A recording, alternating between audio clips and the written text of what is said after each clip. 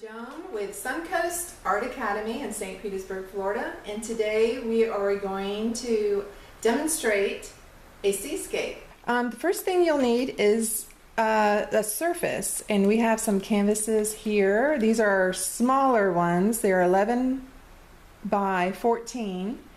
But you can go about the surface all kinds of different ways. It depends on your budget.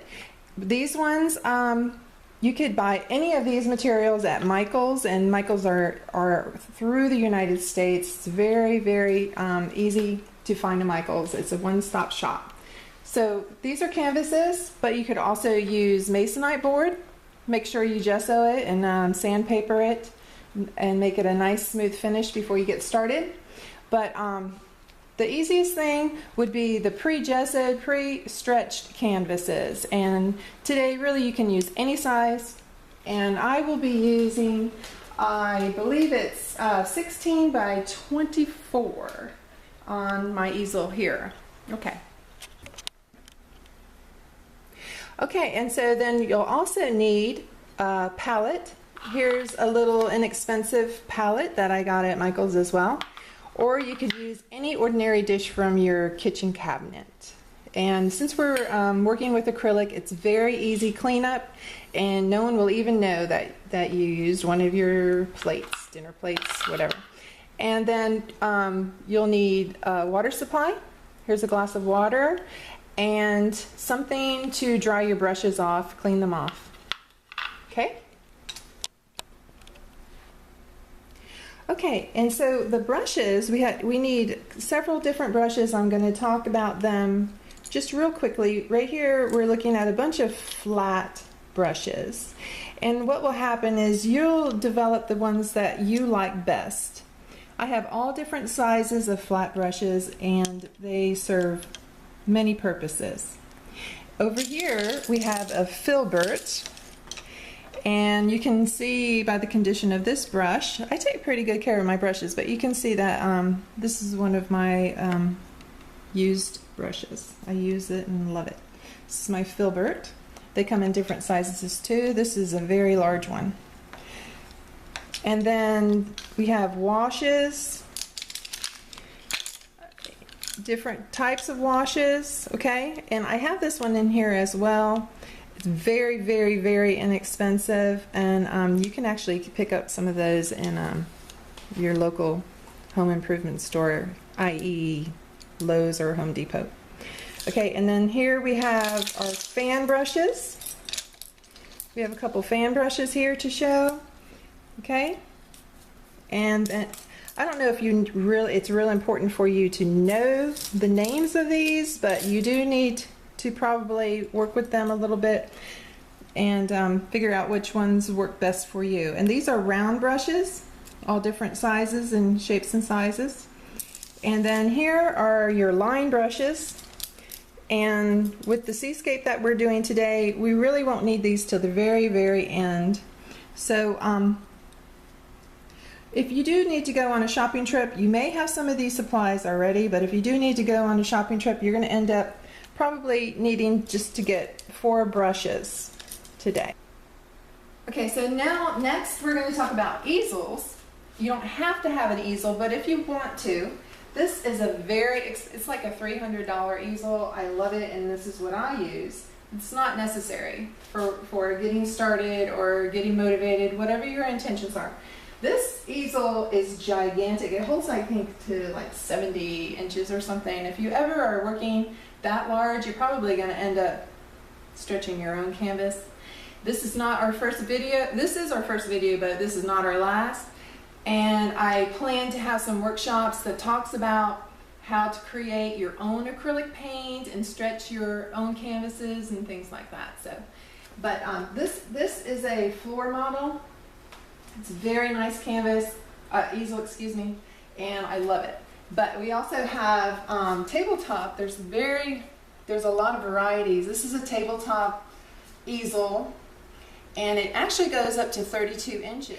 Okay, so the palette that we're going to use today is a titanium white.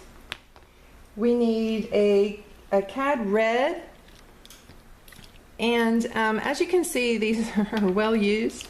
And you know the thing about acrylic paints, let me first tell you the colors that we'll need, then I'm going to talk about my ideas. Okay, so titanium red, titanium white, cad red, ultramarine blue, and a cad yellow. And you can pick up these in Michael's for like $1 or less. And then this one doesn't say. This one doesn't say either. But these are low or medium viscosity because of the quality. So these are like low quality, but it will work. And then here's a little tidbit, and I can be very frugal. This here I found at the Home Depot. A lot of times they have the Oops paints, and like this is acrylic paint. So there's nothing saying that you can't use this kind of acrylic paint. What I have out really are primary colors. And I'm not going to go too deep into color theory, but we have red, blue, and yellow. And these are our primary colors. So we'll be doing a little bit of mixing. This is going to be our reference photo for today. So whenever you're ready and you got all the supplies that we talked about, this will be the reference photo, and we will be doing a beautiful seascape. All right, so now what I'm doing is kind of watering down some paints, and think of this as like a pencil, what we're going to be doing. So we're just watering down some of this blue, and we're going to take this over here, and we're just going to outline. And the thing about I didn't put very much. See, the thing is there's no mistakes. So we're just going to outline sky just so you kind of have an idea where it ends. And you can definitely get it much more watery. So there's no mistake. Just be definite about your lines. Don't go back and like, oh my gosh, I messed up, because there's no such thing in art as a mistake. They're beautiful. Anyway, so, okay, so now this is going to be the sky, and then just, I watered this down a little bit more. It doesn't matter. And this is going to be the foreground of the land. Okay, and then over here we have like a sand dune that comes down here. Whoop. And we have a sand dune that's coming down here. Okay. Okay, here's my favorite brush, the Filbert. We're going to continue now doing the sky with the same color blue. All right, we're going to, and another thing, make sure you put plenty of paint on your paintbrush. And we're just going to go back and forth so that we got the cloud effect. Just keep doing that. And in the meantime, I'll come back. I got to get some more blue because I did not put enough on my palette. And isn't this fun that you can just be like, you can mess up and no one cares. There's no one around but me and the person holding the camera. So I got some more blue now, and I'm just using my Filbert. And I forgot to tell you, don't hold your paintbrush like you're holding a pencil, like way down by the lead, because it's not going to give you the freedom that you need. So see how I'm holding my brush? You can just hold it way down towards the end. And while I was gone, I cheated a little bit, and I got some of this titanium white, because a lot of times the sky is not one color. There's a little bit of gradation. And the thing that's so great about acrylics, especially, see, look how fast I'm working, is you can mix right on the canvas. Look at that. So you could just get white and mix it right there on the canvas. And I don't know about you, I live in Florida, but our skies are not one solid color. So we do have some gradation. And I don't know if you can see that, but It's like little, I don't know the names of the clouds, but wispy white ones. What are those? Cirrus? Anyway, so here's some more blue, and look how fast we did that. It's not gonna be an all-day project. And there's the sky. So I'm rinsing out my brush, and I'm gonna use the same brush. I just kind of dried it out a little bit, but so I'm gonna add more blue so it's darker. Okay, and so we're gonna do some of the sand dune.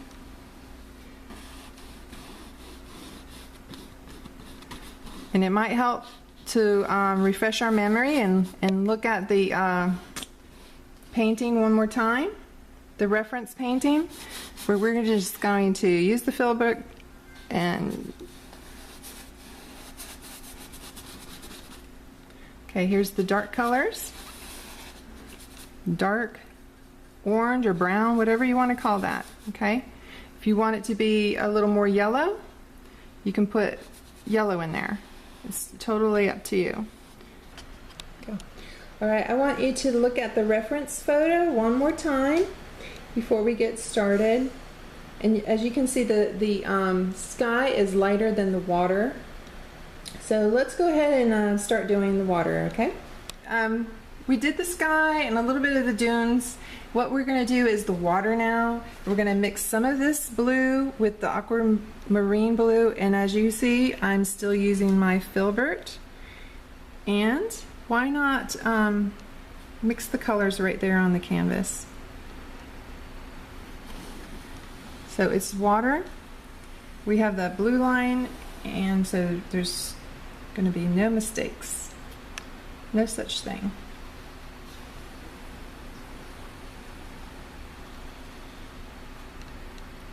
So what we did was we added two blues to make a really nice rich blue for the water. And like I said earlier, I love this filbert paintbrush. And the horizontal the sky and the horizontal line here is usually pretty straight.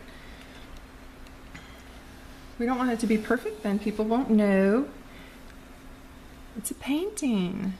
We're using paint, right? If we wanted a picture, we'd take a picture. So here's the water. And I don't know, did it have some waves? Let's make some waves in there. Okay. And the thing about acrylics is if it dries too quickly for you, they have a medium you can, as a retarder, that can make it stay wet longer for you if you'd like. Okay, so what we're doing is the background, and it's kind of like the foundation when you're putting on your makeup. It doesn't seem like it's going to be great, but when we're done, it's going to be really great. So far we have the sky and the water and the dunes, so we're working towards us. Okay, so this concludes the demonstration of the Seascape for part 1. Please join me with part 2 of the Seascape, where we're going to finish up the dunes and the fence and the details. Please find us on SouthernCoastArtAcademy.com, and thank you for joining. I hope you had a good time. I did. Bye-bye.